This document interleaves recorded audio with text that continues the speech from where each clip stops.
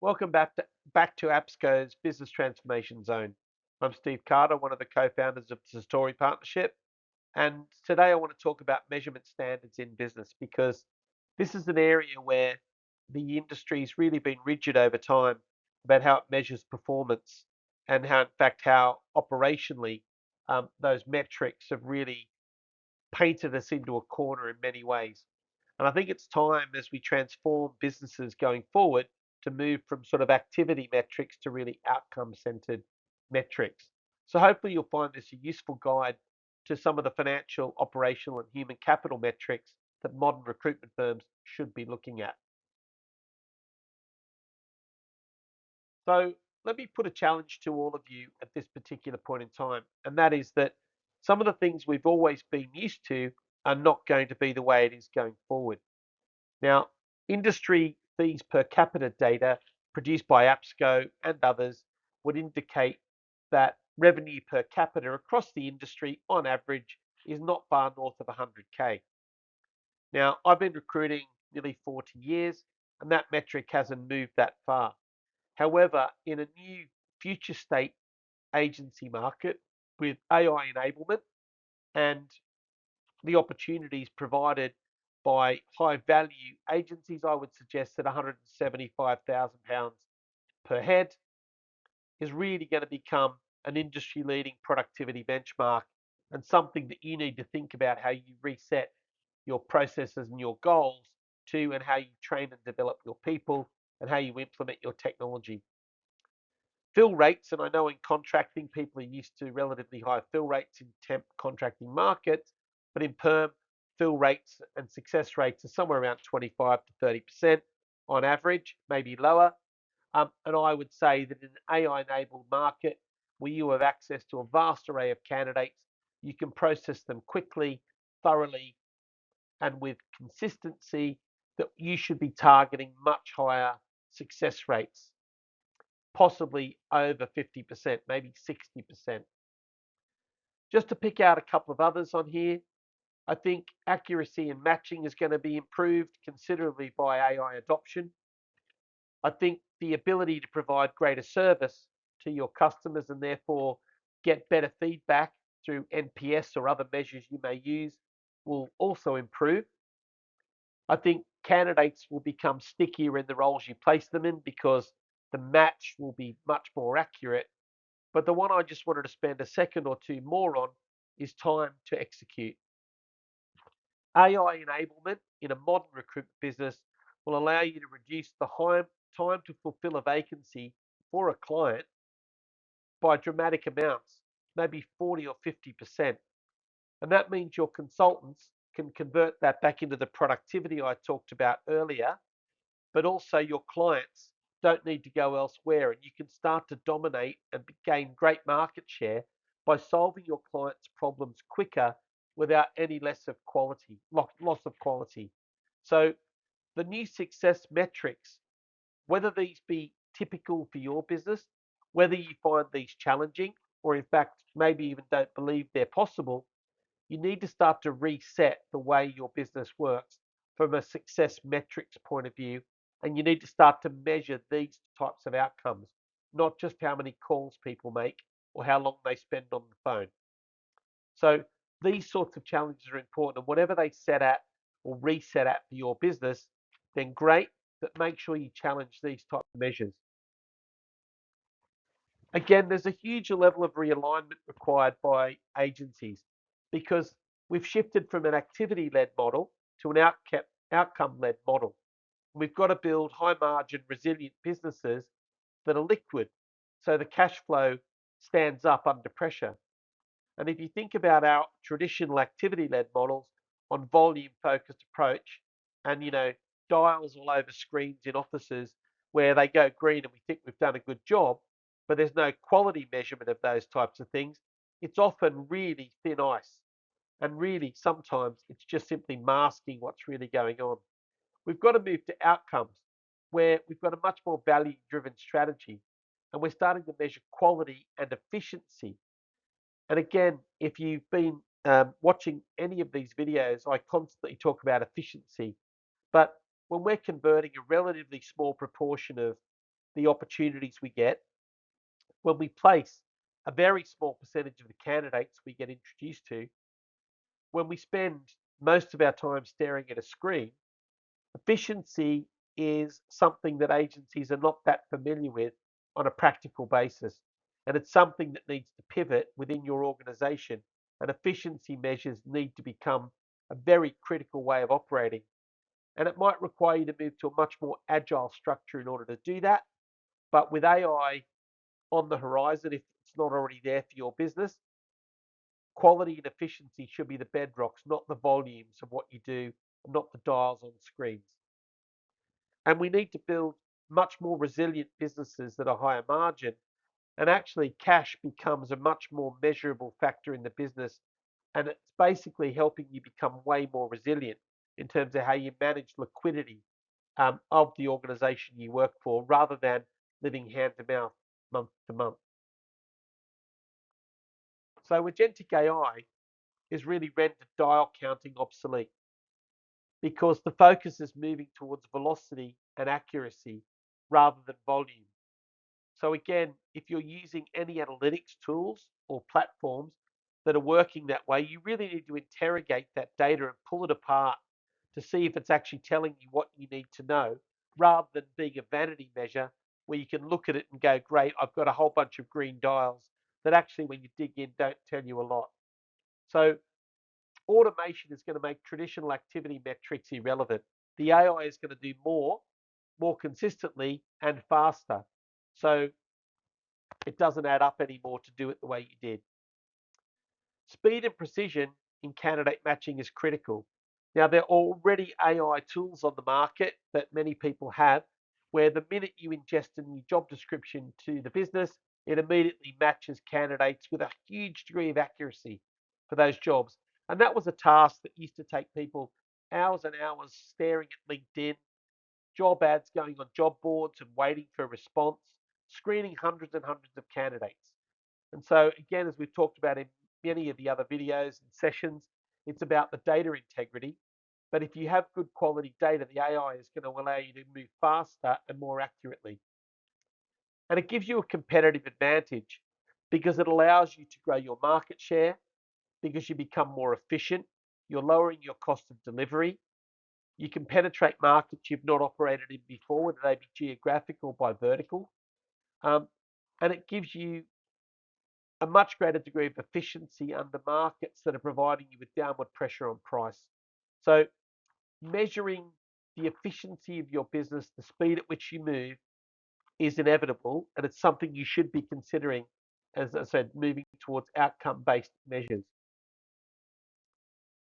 So the Gen Z workforce and Gen Alpha beyond them, they just reject this whole boiler room tactics. And I remember when I started in recruitment, in fact, after I started in recruitment, you know, people watching the boiler room or the Wolf of Wall Street was a bit like your induction training.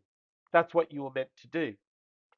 But ultimately, we're a long way from that. And we're moving even further from that kind of organization into giving people way more autonomy, where the focus is on much more meaningful conversation and meaningful engagement. And the clients appreciate this, and so do the candidates. When you can have a much more informed conversation, you know their business more intimately, you know what your candidate wants. And so I would start to look at meaningful engagement and think about how you measure that. Autonomy creates self directed work and decision making. Give people the power to do that. People don't come to work to do a bad job. They come to do as good a job as they can do. Now, it doesn't always work out, but allow people to make determinations around what they do. And again, the AI is going to provide them with the data and the insights to make good choices about how they spend their time. And outcome metrics replace activity tracking. It's all about the outcome. It's all about the result. Does it actually really matter how you get there? Challenge yourself to think about what it is you're trying to achieve. And it's not just about aggregate fees. It might be about the frequency that you operate with a client. How many times a year do you work with them? It might be about how you monetize opportunities, convert opportunities into fees, not just the volume. So think about how you create outcome measures for your business and start to transition towards measuring that. Risk is something that most recruitment agencies never talk about. But if you can convert the pace at which you operate, um, then it's more than just about bodies in seats. It's about diverse solutions. It's about unique solutions. And it dilutes risk that you've got where you're really exposed to individual clients, or you're exposed because your competitors are able to do things faster, or your competitors are more aggressive than you. And it's about minimizing hiring failures. In recent times, because of the way the economy has been working, you know, candidates backing out of jobs or leaving in very short periods of time, it's become more common. And you need to minimize that because do it one time, do it right, becomes a way to mitigate risk. As I said, speed is critical because rapid placements with immediate impacts on your client's business really pay dividends. And it demonstrates a willingness from you to solve a problem for the client. And actually, if you start to think about your agency or your individual consultants start to think about their role as solution providers rather than recruitment consultants, where they're simply spraying CVs around, then you'll start to see a greater degree of efficiency at higher velocity. And look at diversity and look at bringing new candidates into the mix, candidates that perhaps in the past weren't that visible or were not included because of other biases operating within the business, and you were looking for the stereotypical candidate. AI is going to make it more accessible for companies to have people of much more diverse backgrounds, including ourselves as recruitment agencies. So start to look at diversity as something that you consider measurable. Now, EBITDA is something that has long been debated about the amount of every pound you generate in revenue, what you convert it to in bottom line. And again, I would say that 20% is conservative in a modern business, and you should be pushing it to 30% or beyond. Because, again, as we've spoken about in previous videos, the payout rate of recruitment agencies on people is around about 50% or more. And therefore, it's very difficult to achieve or maintain that level of profitability when you're trying to drive growth and reinvesting back with people.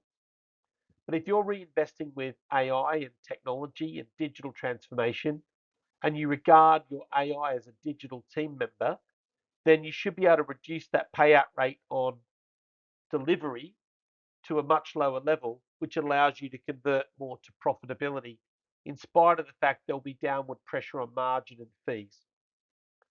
I would also suggest that measuring things year over year is highly volatile because there's lots of significant fluctuations over long periods.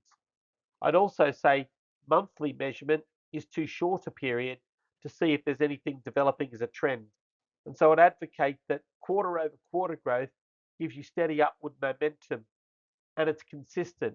And again, sequential quarter over quarter growth means that if your goal is to make next quarter bigger than this quarter and so on, it gives you enough practical time to make adjustment during the period. When you operate in a series of short sprints, whilst it might appear to be agile, there's so much variability in the way recruitment works, and you have so little control over some of the decision-making processes, then I would strongly encourage you to look at quarter over quarter. So what does good look like? And, this is a cliche, but, revenue growth is vanity and margin growth is sanity. And EBIT is the benchmark by which an efficient business gets valued. And again, for most owners and founders of recruitment companies, that valuation multiple is absolutely critical. So you've really got to start measuring immediate feedback. You've got to start measuring the momentum your organization has, and you've got to start solving things and identifying correction quicker. And I want to focus on that point because recruitment agencies are often glacial in the time it takes to make some decisions. You are better off to make a decision, get it wrong, and make another decision than not remediating an issue quickly enough and letting it fester. And agencies often end up with much more cataclysmic outcomes with much bigger painful decisions because they don't act in the moment. And again, you need to look at performance measurement about how fast you remediate the issues that affect you. And again, the false positives, the promise of what happens, recruiters are very adept at looking at the half glass full. Now, I'm not saying you should look at the glass half empty, but I think you should take a realistic perspective, which is a combination of measurement of output and measurement of data and measurement of all the other variables that look at efficiency in order to determine where your business actually sits. So here's a warning. Rapid headcount expansion without proportional revenue growth destroys your efficiency and it erodes profitability. So I know I've just stated the completely obvious to you. However, it is so difficult for recruitment owners, founders, and executives to resist the temptation to hire another person onto the team that may have come from another agency that's well credentialed, that has got previous experience. It's almost irresistible to do so. But really, increasing headcount is not necessarily the way to grow in the modern market, particularly in an AI enabled business, because you're looking at the AI as a digital team member and it's enabling all your current headcount to become significantly more productive, as I discussed a little earlier in the slide deck. So, recruiting people is not necessarily a metric you should measure, but you should migrate back to things around efficiency and the productivity per capita. As I said here, productivity per capita is critical, and you should be expecting to get at least 4 to 5 times someone's base salary back in terms of fees. And whilst that is a very variable mix, it's a very rudimentary way to look at the return on investment for every headcount and staff member you have. And again, try and incorporate your AI as a digital worker and include that in the calculation of your payout rate. So when you're calculating your gross margin, it's staff costs plus AI licensing that make up that cost of delivery. So you can see the business for what it's taking you to deliver that certain level of outcome. Liquidity is critical, and agencies often run on fumes.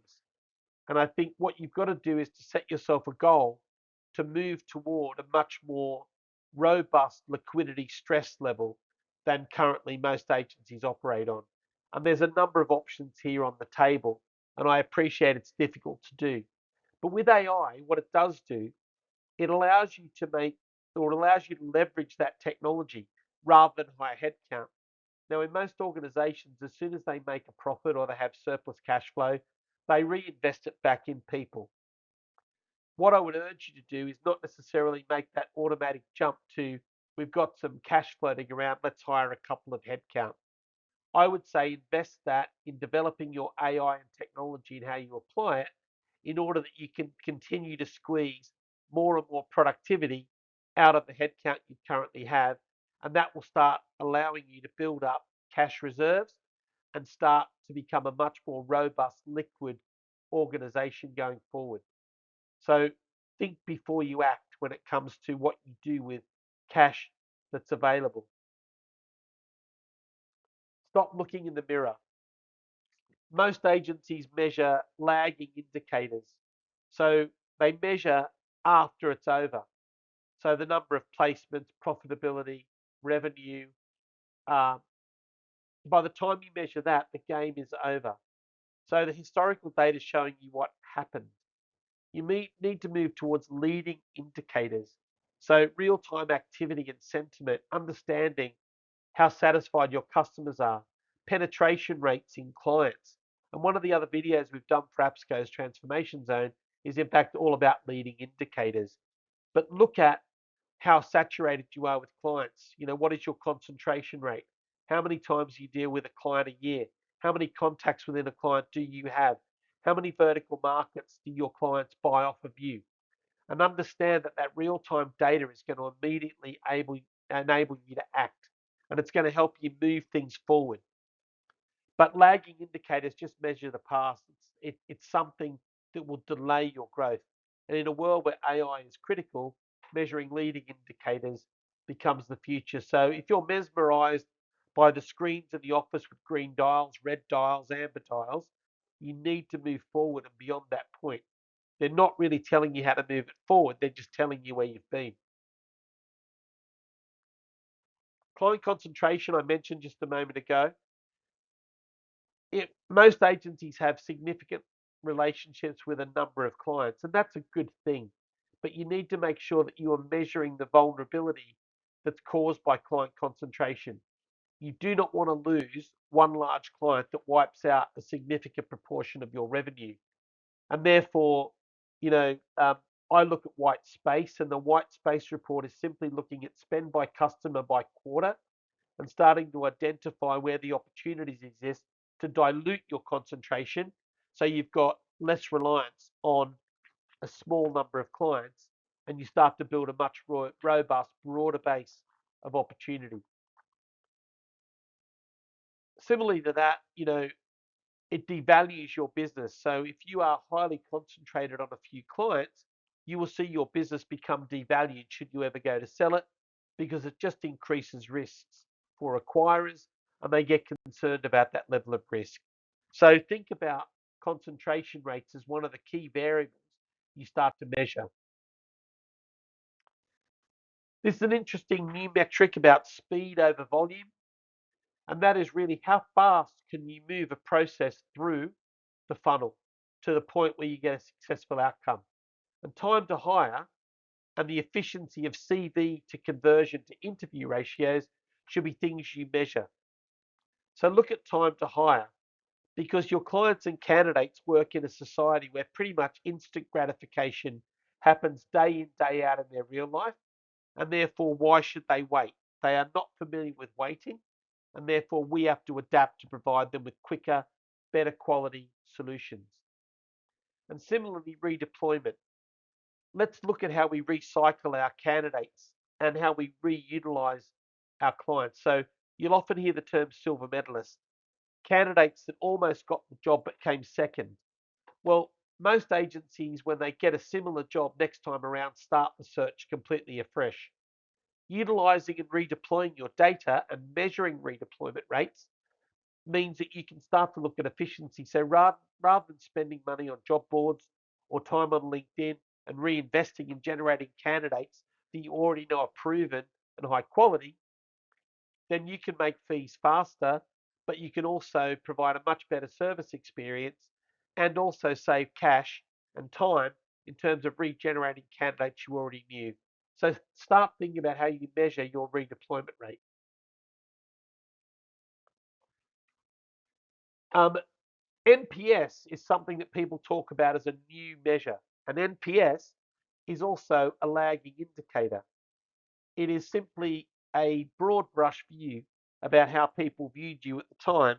And it can be a truth or a fallacy depending on how you like to look at it.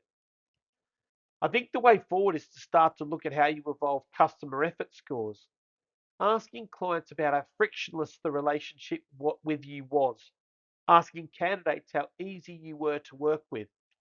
Rather than how did I do today, it's how was it working during the process.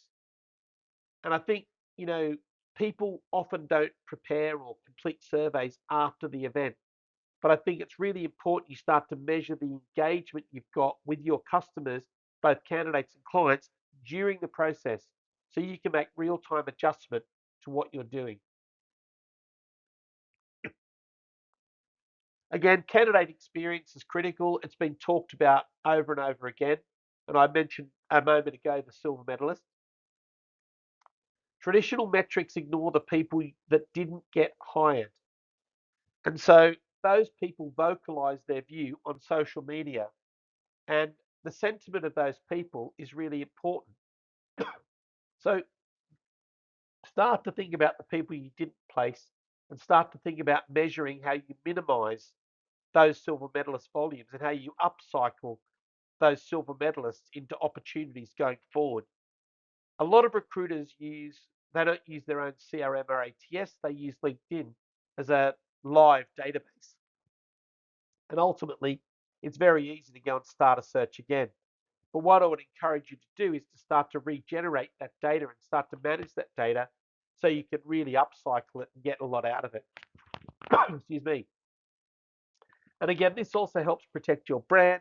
It starts to build your market share and it starts to create reputational advantage in the market. So think about how you measure this in a genuine way, not as a vanity score, but as a learning experience.